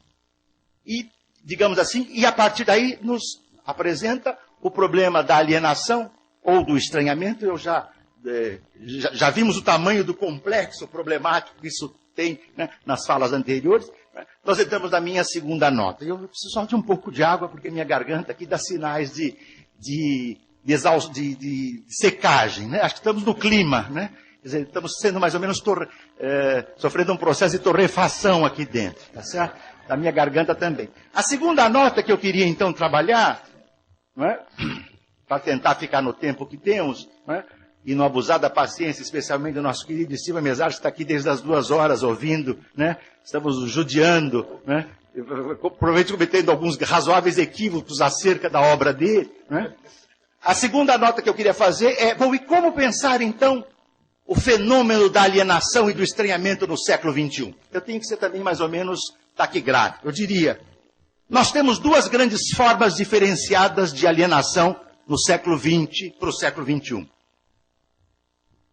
Nós sabemos que as alienações típicas do século XIX se intensificaram e se complexificaram. De certo modo, o Giovanni, né, nos ofereceu vários elementos para pensar. Obrigado.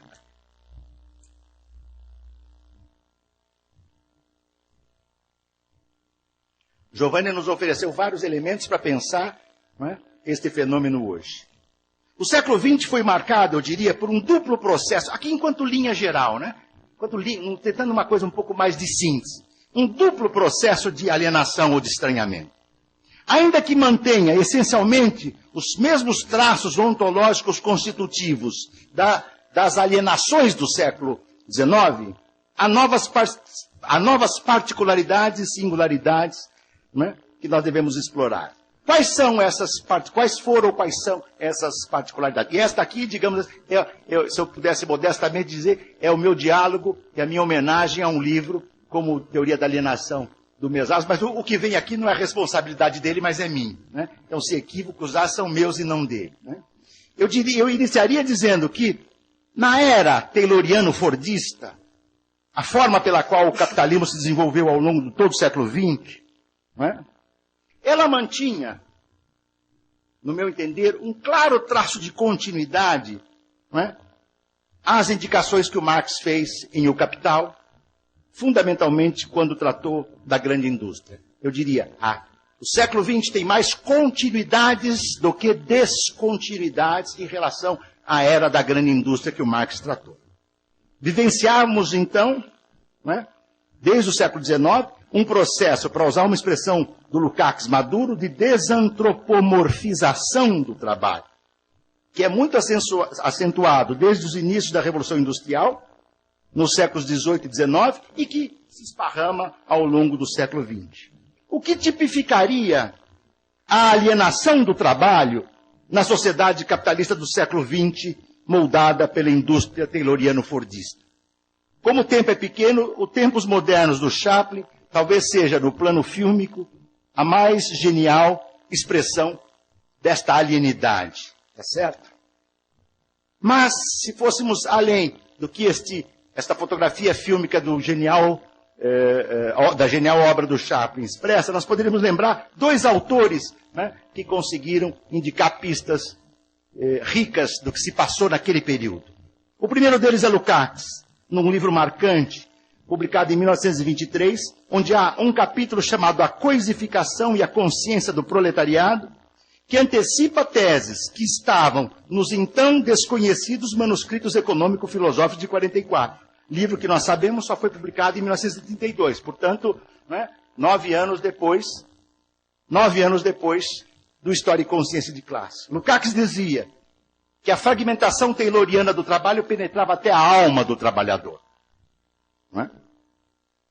Outro grande autor que percebeu isto com astúcia excepcional, as formas da alienação no século XX, foi Antônio Gramsci. Especialmente no seu ensaio Americanismo e Fordismo, ele mostrou que o Fordismo, que ele concebia também num sentido amplificado, ou o americanismo, como de que falou, criava uma concepção de homem integral para o capital que atingia o nexo psicofísico do trabalho, de modo intenso. Em síntese, né, para tentar não passar muito do prazo. Fundamentalmente, o trabalho tayloriano-fordista embora seja um trabalho relativamente, e esta é a contradição desse período, embora seja um trabalho relativamente regulamentado, relativamente formalizado, até porque ele fotografava lutas sociais e operárias desde o século XIX e desde o século XVIII, né, as lutas pela redução da jornada de trabalho, passando pela Comuna de Paris, ou pelas revoluções de 1848, né, pelas revoluções do século XX. Né? Então, embora o trabalho tayloriano fordista fosse relativamente regulamentado e formalizado, ele era um trabalho maquinal, parcelar, fragmentado, fetichizado, coisificado e alienado. Aí o Chaplin nos ajuda a entender tudo isso. Né? Quer dizer, na verdade, o que o Lukács chamou da desantropomorfização do trabalho. Um homem que se torna apêndice da máquina, para lembrar os termos do Capital. Se do artesanato e ainda na manufatura o homem comandava a ferramenta, na grande indústria, vai dizer o Marx, a máquina ferramenta vai comandar o trabalho que se torna apêndice da ferramenta. Não é por acaso que o Taylor dizia que os trabalhadores seriam uma espécie de gorilas amestrados. E o Taylor não era burro, hein? Taylor foi responsável, né? Ele era um pouco agressivo, vamos dizer assim, né? E um pouco irônico. Eu um dia pensei como é que eu responderia em termos recorrendo aos animais ao Taylor, mas não há tempo de falar aqui, nem vou falar, até porque eu acho que eu não lembraria agora como eu... Mas eu cheguei a pensar uma coisinha bacaninha se o Taylor tivesse vivo. Como ele vivo mais não está, não vamos... Né? E, embora ele não seja um cachorro morto, nós não vamos perder tempo aqui no reino dos animais, tá certo? Mas ele dizia que os trabalhadores deviam ser gorilas amestrados. Né? Este era, digamos assim, o mundo reificado e coisificado, né, da virulência fabril. Dos 8, 10, 12, 14, 16, 18 horas de jornadas extenuantes. Muito bem. No final do século XX, a partir de 1970, com a monumental reestruturação produtiva do capital, já na época, já ingressando na fase que Steven Mezzaro chama e marca como sendo de crise estrutural do capital, que para ele, a primeira expressão emblemática disso foram os levantes de 68, né?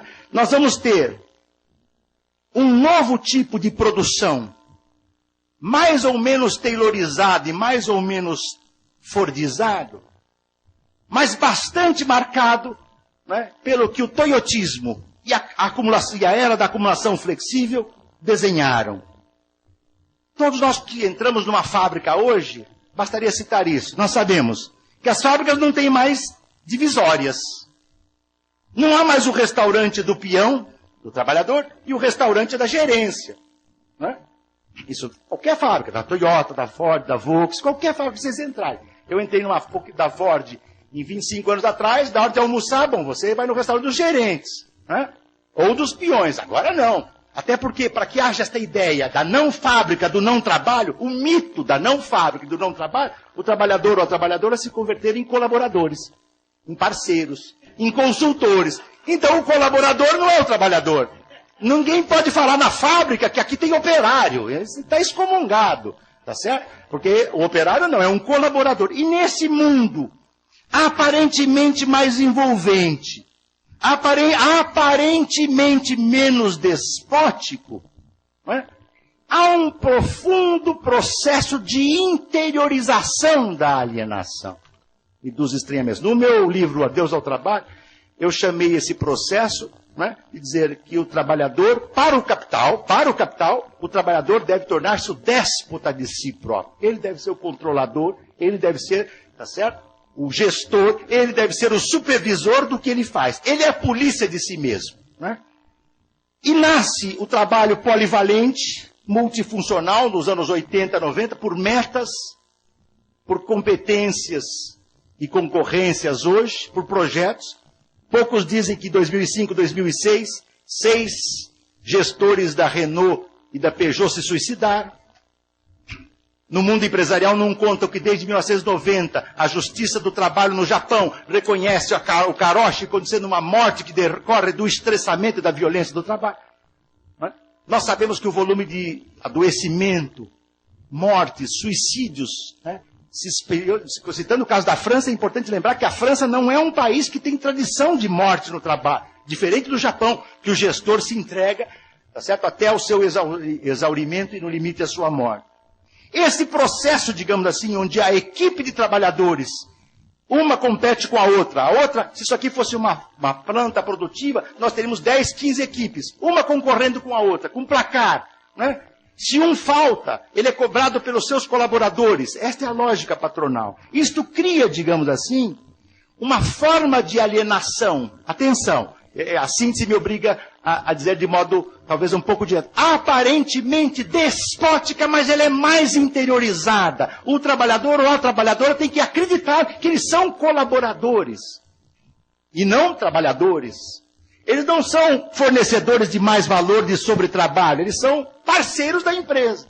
Eu sempre pergunto, às vezes eu faço algumas perguntas ingênuas, mas é gozado. Por que esse parceiro é o primeiro que é demitido quando tem crise? Né? Eu sempre pergunto, eles nunca respondem. Tá certo? Eles nunca respondem, é claro. Né? Porque é uma parceria, por isso que eu dizia hoje na abertura do nosso seminário, né? Eu não gosto de falar em parceria, porque aí é sacanagem. Tem? Aí tem embró. Parceria, você fala, alguém está levando e alguém está dando. Tá certo? Muito bem. Se eu pudesse, numa nota, para terminar, a primeira, não, isso naturalmente não vale para cá, isso vale para as relações do capital no mundo do trabalho hoje.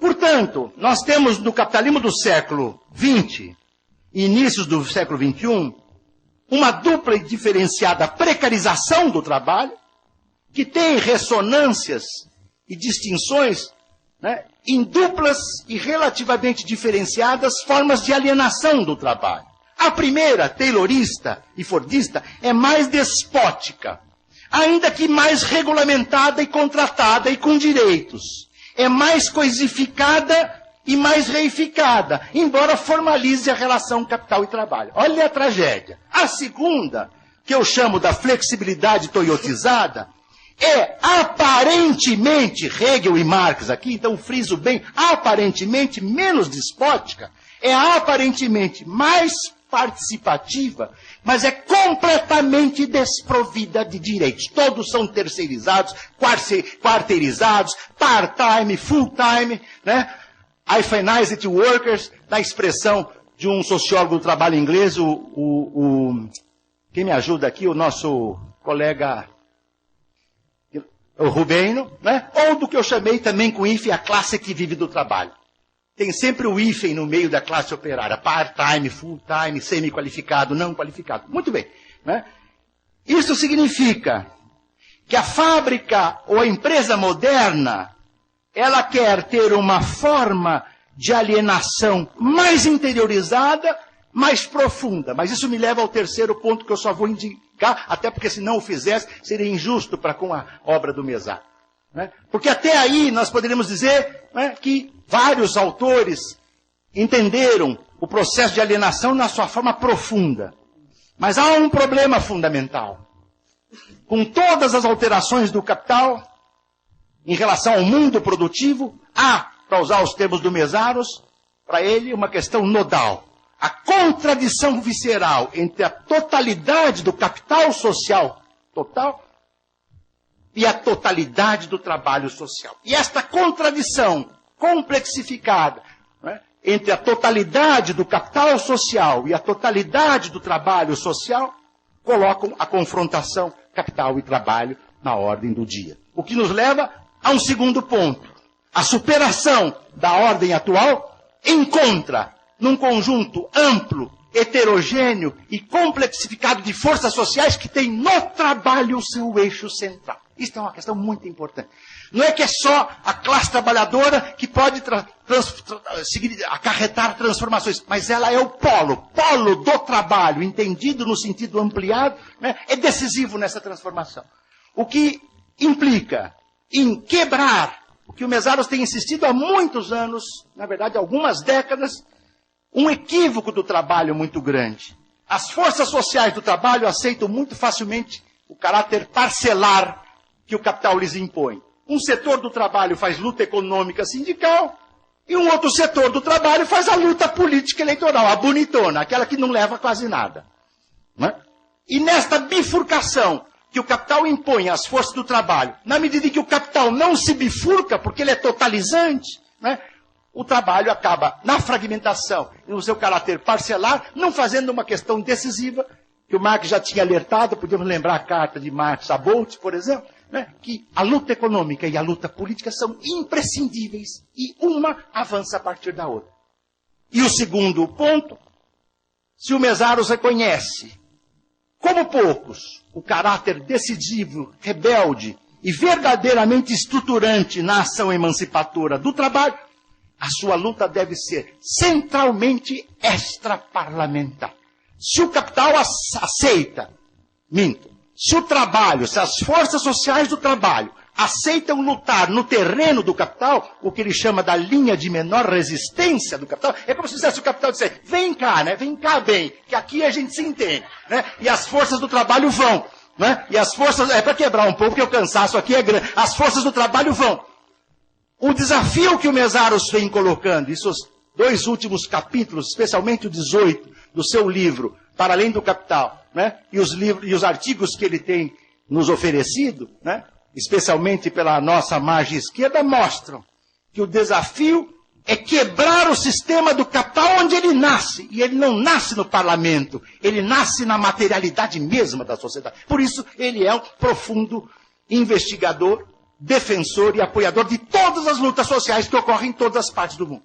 Né? Porque aí estão as forças sociais do trabalho. Essa é, eu diria, eu penso, a contribuição decisiva desse nosso querido e especial amigo Estiva Mesaros. E o que eu quis fazer aqui é, tirante as provocações que são nossas, uma modesta homenagem a como a sua obra nos inspira e nos ajuda para lutar no século XXI pela emancipação humana. E um último ponto, breve. O contexto de crise, e o Mesaros tem nos mostrado isso muito, abre janelas muito grandes. Nós podemos fechar essas janelas, mas talvez fosse hora da gente começar a abrir, até mesmo arrombar um pouco essas janelas que estão se abrindo. Obrigado.